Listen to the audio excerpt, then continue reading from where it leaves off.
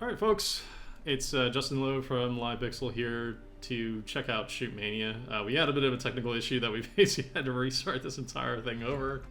Somebody forgot to turn on the audio. Yeah, sometimes that happens where you just forget to turn on the record button. So that is what happened, and I apologize for that occurring. We're restarting it, and from the beginning.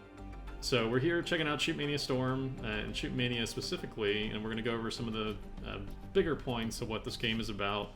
It's going to be a kind of 30 to 45 minute quick look at this sort of stuff and give you guys an idea of what to expect if you're interested in checking out Shootmania. So for those that don't know Shootmania and the developer of Shootmania and who they are, if you haven't played Trackmania in the past, or if you've heard of Trackmania, that's the same developer. Nadeo makes it. Ubisoft publishes it. It's basically they make games for really crazy people. Is basically the best way that I can describe their games. They make games for people who don't see other games made pretty much ever. Like they do games that are really interesting, really weird. Very niche type games is what they do on a annual basis. They put out something, and this is this year's release. So this is Shootmania. It is one part of Shootmania. There's actually 3 different segments of Shootmania. The Shootmania Storm is basically everything in it for the most part. Then Shootmania Elite is the more competitive based 3v3 sort of stuff. And then Joust is a one-on-one sort of traditional Quake 3 competitive one-on-one experience. Stripped down to only a one-on-one experience, which is really interesting, really neat. And then on top of that, there's also all the game types in here. So in Shootmania Storm, they have a couple different game types. One of them being Royal, which is basically a big zone comes, pushes people into the center of the map as people capture this middle point to activate this big giant death zone. It is probably the most interesting game type in here, personally, for me. I think it's by far my favorite out of the bunch. So I'd encourage people to check that game type out. We're gonna take a look at each one of these individually, but before we get in, I'm just explaining a few things. So there's also melee, or melee, whichever way you want to say and pronounce that. That is a DM focused, free for all DM, and then also on top of that, there's also battle, which is a team versus team mode. Which pits 2 teams next to each other and against each other, and then has them either kill each other or capture these poles on the map. And those basically, turn the tide of this mythical Tron War that people have in this game. So, and then on top of that, there's also Heroes, which is a new game type that was added today. I have no idea what Heroes is, so I apologize that I can't tell you what Heroes is. With that being the case, we're going to move on and just show some of the game types. So there's obviously some Instagib here, but we're not going to focus on Instagib because I don't really like Instagib at all. I think Instagib is terrible. You can hate me for that. That's fine. I don't like it personally. So we're going to find a server here real quick just to take a look at. It's man, ping time's terrible. So one of the things to note when checking out this game is that it's really not a lot of US servers, as you can see. This is the extent of the US servers, and the green one is basically of my rank. So anything below that, I'm not going to be earning any sort of rank points or anything towards my character. So that or my profile. So I'm not going to be earning any rank ups or additional points. So take note of that as well. So yeah, this game is not really popular in the US, unfortunately. This is one of the biggest issues that I've had with Trackmania and the Mania type games for quite some time, is that there's really not much support for US people, pretty much, on the server front. So if you're going to get this game, take note of that. It's just something that has always been. I'm hoping that, in Trackmania, Giant Bomb server was like the #1 server that people played on, and hopefully that will continue past this, but we're going to take a look at Battle first, get a sense of what that is, so I can show this off to you. Ghost is going to offer some questions, acting as the community during this, so we're gonna forward it over to him, and he's going to drive this thing and just, ask me some questions while I play the game. Okay. So, you used to play FPSs competitively. correct? Yeah, for years upon years, I used to play competitive games like Quake, ET, all that. So this is more my pace. I know we've been playing a little bit of Blacklight Retribution and games like that over the last couple of years. You know, Call of Duty type games, the games that are a little bit slower are not my cup of tea. This is more my pace, and it's pretty much tailor-made for me. I would say I've been following this game for quite some time, and I'm glad to see it finally, you know, reaching beta and me being able to play it, because there hasn't really been a game like this for quite some time. Yeah,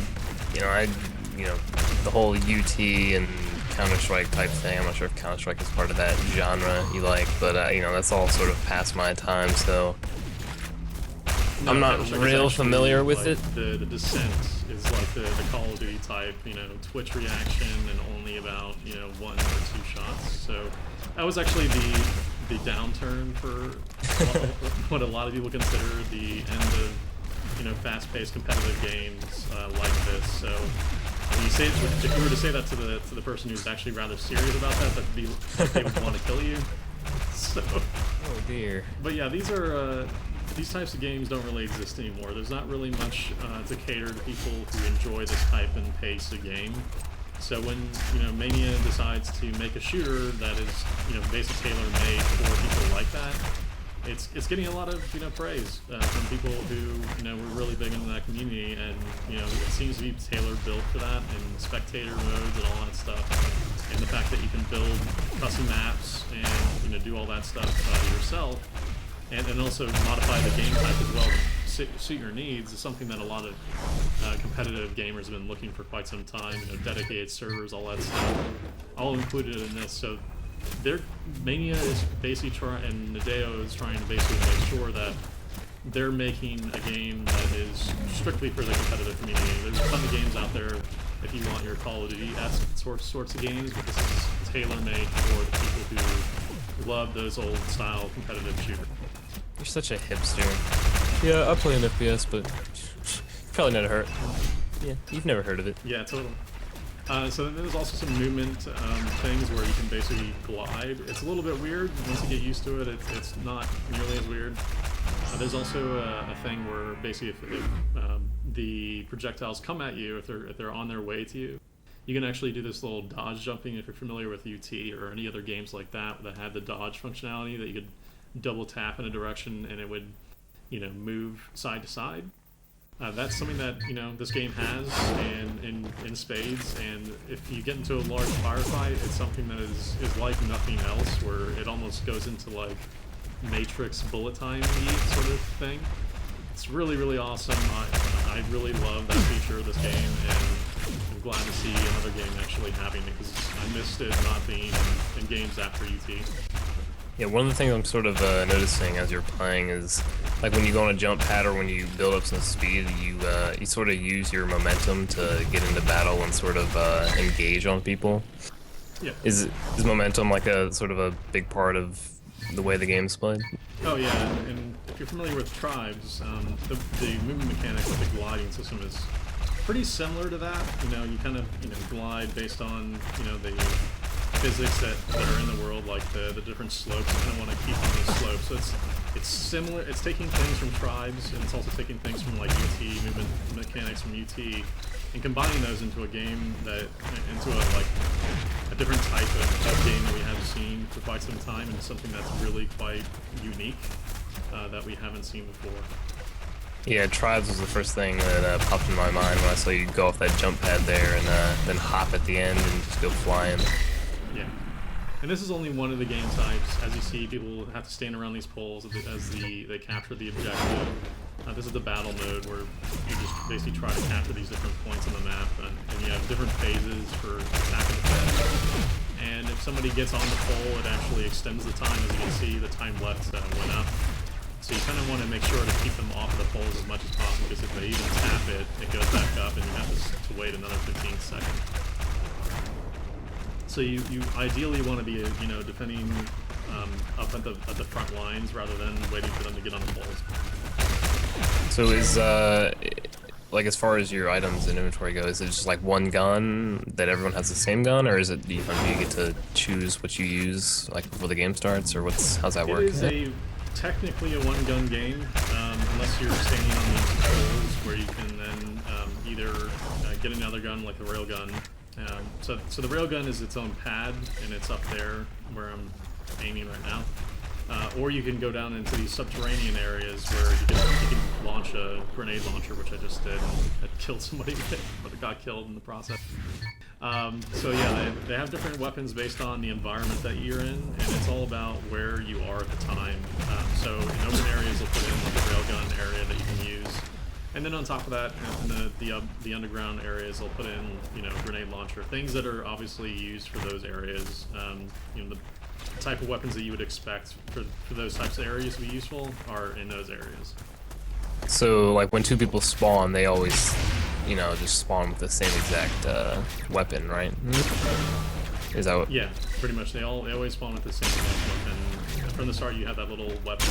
And it's a hard one to use. It's something that I had a few of my friends who picked it up that I gave a key to, or a few there, who didn't really like the fact that you were constantly using this weapon that you basically have to lead shoot ahead of people in order to actually get them. It's not an easy weapon to get used to, but over time, you'll get better with it like anything else, and I didn't really find it that big of an issue to lead shoot. Albeit I'm not really doing too well right now. You can find your other streams for me doing better than this, because of the fact that I'm capturing video at the same time. But, it is what it is, and it's an interesting weapon. I don't have an issue with it. You hit people twice. As you can see, the health bar below where the armor is you have 2 hits. You can get hit twice, and that's it by that starter weapon. Otherwise, you can get hit once by the railgun or twice by the grenade launcher. So you don't have a lot of life to speak of, really. You can regen your health bar by sitting on these pads, but it locks out your ability to fire. So when you're in situations like this, it's not really all that great to do. You kind of want to do it when nobody's around. But both sides can take use of those. Those aren't like time delineated, like they're not only available to that same team. So people can also, on the other side, use that to their advantage when they're attacking. So you kind of want to be also cognizant of that and make sure that people aren't, using your own heal pads while they're in your base. So this is Royal, and that's a pretty good look at Royal. Let's move on to the next one, or Battle. I'm sorry, it was Battle. I apologize about that. So Royal is this one, and we're gonna go check out some Royal. Royal is the one that I think I like the most personally. I think Royal is by far the most interesting game type that I've seen in any FPS for quite some time. Basically, it's pretty simple. You have a FFA where you can, fight people with speed pads. By the way, this guy's actually running over some speed pads to speed them up. Along with the fact that there's this pole in the center that you can capture, and as you see, activated the off zone, and this is basically this big death zone, which if as it comes in, you'll see. You can see it coming in slowly on my screen as you're spectating, and you can see that it's eventually going to come into the player area. And once it does, as it comes in, it'll be killing off every single player in this area. So it will go all the way up to the goal line. It won't completely get inside. It'll actually leave you a little bit of space to attack at the goal. But you want to make sure that you're not in the areas that are going to get run over or overrun by it, which a bunch of people are actually about to get happen to. So we'll see them actually what they do in response. As you see, I think a few of them got killed by it, and then a couple that are remaining are in the middle and have to fight it out, take it out until death, until everybody's dead. That's brutal. Yeah, it's pretty brutal, and unfortunately, we have a few people who are trying to monopolize on the time and the point value system that is currently in there. So I apologize for that. But yeah, so that's pretty much Royal for the most part. It's pretty simple, but I enjoy it the best, the most out of every single other game type that's currently in. Again, I haven't played Heroes, that new game type that was added today, so Heroes might be my new game type of choice, but I really enjoy this one.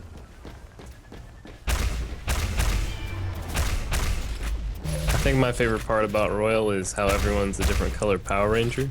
Yep, pretty much. I may have made that comment before. Yes. In another video, I think. But yeah, it's a great game. There are some quirks when it comes to the movement. This game does not like lag, like I mentioned before. So if you have issues with lag or ping times that you can check via the minus button, then you're going to have problems playing this game, to put it lightly. I don't know if it's something that they're going to be working on over time. Obviously this is a beta and you kind of have to take that for granted, but if you have, you know, high ping times, and again there aren't that many US servers available for people to play on, that means you're not going to really have that great of an experience. There's a bunch of issues with movement and the way that feels and where your projectiles come out of when you're lagging that make this game kind of hard to play at anything above, let's say, 150 ping. So if you can't get your ping under 150, it becomes a really frustrating experience, which is unfortunate because the rest of the game is really fun. Does it have support for like clans, I guess? Oh yeah, it has support for clans, structures for that. You know, it has all that stuff that you normally expect from a competitive shooter. It also has the ability to, you know, custom create maps, which we'll show before we head out here. But I'm just gonna finish up this little round. Actually, you know what? There's no point. You get the general idea of Royal. It's pretty self-explanatory. Then there's also Melee, whichever one you like to use. It's pretty much just a, you know, free-for-all DM without the little big huge death zone, which makes it not nearly as fun as far as I'm concerned. And there's Elite and Joust, which I mentioned before. Joust is a one-on-one competitive type, and then Elite is a 3v3 type structure. Similar to the way that, you know, UT and Quake used to play for competitive games. And it's pretty self-explanatory for those as well, but we'll take a look at them after this. I'm going to show you a little quick look at the editor. If you're familiar with anything as far as Shootmania or Mania Planet, Nadeo's stuff is concerned, you should be able to know exactly what to expect from this stuff. It's pretty simple, pretty similar to all that stuff as well. This just gives you an idea of what you can do. So again, you know, you're playing with a large area. You can make start zones, all that stuff, build and plop in levels and all that stuff. It's a really interesting editor as well. It's rather simple to use as you go along. It gets harder and harder, obviously, because the more advanced things that you're able to do in this thing, the harder it is to actually get all those working together to make it for a good, you know, game to actually be able to play a level to play. So, but otherwise, it's a really simple editor. You know, you can plop things in. That's it. You can move them up and down, and you know, move them around the map. Obviously, pretty simply. You can also save and then publish, and then be able to actually play it on live. So if you wanted to test drive this and just plop your character down, you can do that, and that's what it is. Nice. You know, pretty simple idea, and you know, makes it really easy for people to custom make maps. There are a bunch and ton of maps already available if you're interested in this game.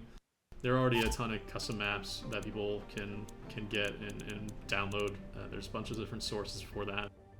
You know, like Half-Life, this game does have like fast DL servers that you download from servers versus downloading from people in peer-to-peer. Which makes it really easy for people to download maps and add new maps onto their servers and be able to have all that stuff on servers rather than having to go and download a map and all that stuff. So that aspect of the game is really seamless, really easy to do. Unfortunately, I've not been able to find a server that actually has one, except for like a very like small few have it. But so that's Storm. We're gonna go into Elite real quick so we can check that out. Any questions that you see, Ghost, that you'd like to ask before we finish out these two and head off? Do you are a master of explaining things? Because I got the idea, to be honest. Right. I'll try and think of something else. So is this another game mode? This is Elite. This is an entirely different game mode and client, actually, that you have to use in order to get into it. It's all contained in a Mania Planet client, but you actually have to go and launch it. It's like it's almost like an entirely different game.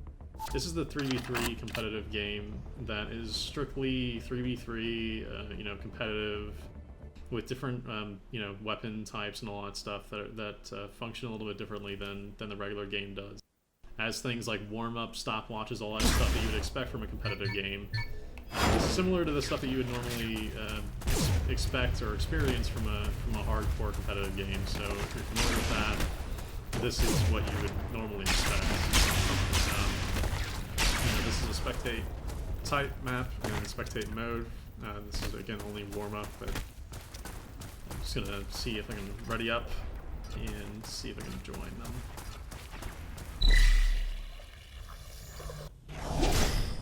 And it has a little nice effect to show off that this is a real match.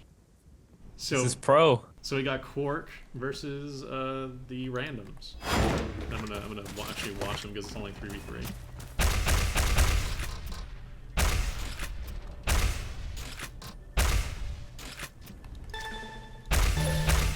And this guy just likes to sit there and shoot. I suppose that's one way to do it. That was not obviously a good representation of, you know, competitive play, but, you know, hey. You also have a bunch of different ways that you can see the rules in those little boards. You just press F1 and it'll show you the boards live while you're playing, which is kind of an interesting way of showing people rules and how to get started. You know, really quite good. So. And again, this game is, you know, competitive game is set up strictly for that, with different modes and maps based on that.